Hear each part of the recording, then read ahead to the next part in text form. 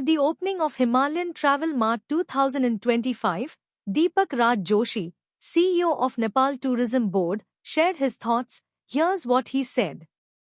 Mountaineering plays a vital role in Nepal's tourism economy too, with hundreds of climbers arriving annually to scale its peaks, supported by thousands of local Sherpas.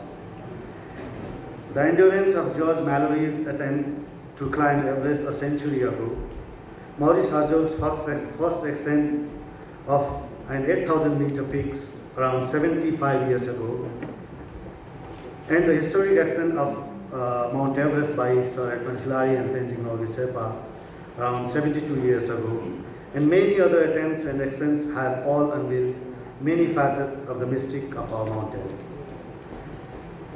While mountaineering showcases the daring side of our landscapes, the spiritual and healing dimensions of the Himalayas remain unpresented so far. For centuries, pilgrims have journeyed to sacred sites like Muktinath and many other sites in the Himalayas, seeking solace and enlightenment. Today, there is a growing interest in wellness tourism, with visitors engaging in meditation, yoga, and spiritual retreats amidst our serene mountains.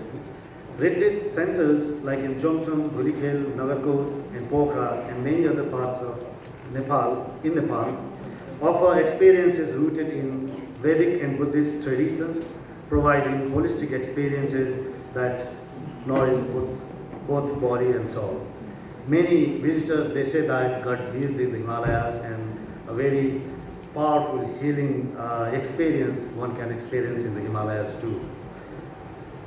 Historically, our mountains tourism has been reactive, creating primarily to external demands. That is only adventure side of it. This approach overlooks the rich tapestry of local cultures, traditions, and ecosystems that could enhance the tourist experience more. By proactively developing and promoting these indigenous assets, we can offer more diverse and authentic experiences, benefiting both visitors and local communities. Community-based tourism initiatives in villages have successfully integrated local cultures and hospitality into the tourism experience, showcasing the potential of supply-side development. I request esteemed travel planners, DMCs, and experienced curators who are present here to help us develop multiple niche segments and expose them to targeted markets. Niche is nice now. While talking about accommodation, there is a strong perception that in mountains there are only tea houses. Nepal's mountain tourism has embraced luxury, offering travelers the chance to experience the Himalayas in comfort and style.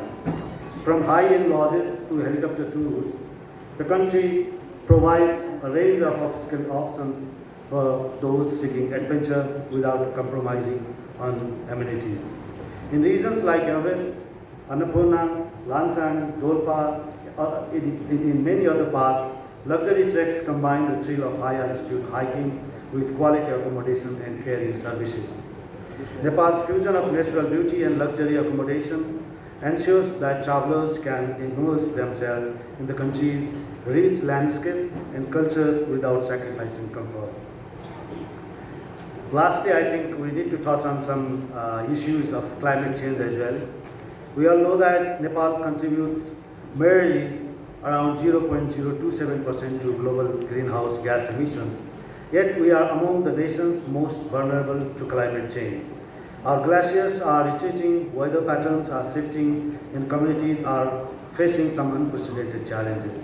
The tourism sector must acknowledge this disparity and lead in adopting sustainable practices to mitigate these impacts. Tourism can be a powerful tool to lead this voice and create positive impact.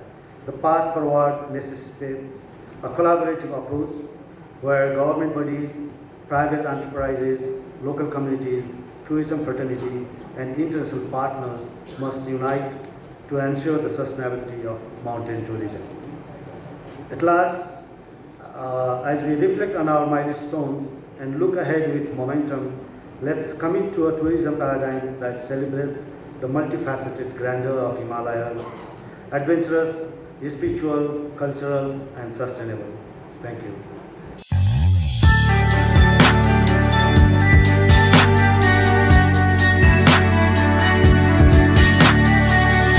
You are watching Travel World Online.